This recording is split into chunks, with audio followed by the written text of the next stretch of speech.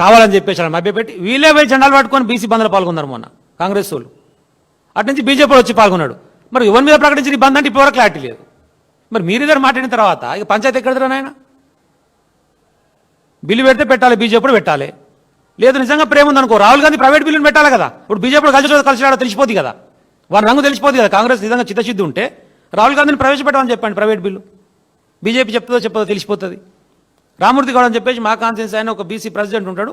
వాళ్ళందరూ బంద్లో పాల్గొంటే వాళ్ళని కొట్టి తీసుకుపోయి కేసులు పెట్టి ఒక రోజు మొత్తం స్టేషన్లు ఉంచితే వాడు పాపం హాస్పిటలైజ్ అయ్యాడు మావాడు. మరి మీరే వచ్చి నిలబడతారు బీసీ బంద్లో, మీరే జనాలు పట్టుకుంటారు, మళ్ళీ మీరే కేసులు పెడతారు. ఇవన్నీ కూడా ప్రజలు గమనిస్తున్నారు. ఒక నాయకుని గురించి, ఒక స్థాయి కలిగిన నాయకుని గురించి మాట్లాడేటప్పుడు ఒళ్ళు దగ్గర పెట్టుకొని మాట్లాడితే బాగుంటుంది. లక్ష్మణ్ కుమార్ గారు ఓటీపీ కేసులో 1 టైం పాస్వర్డ్ అంటారు కదా.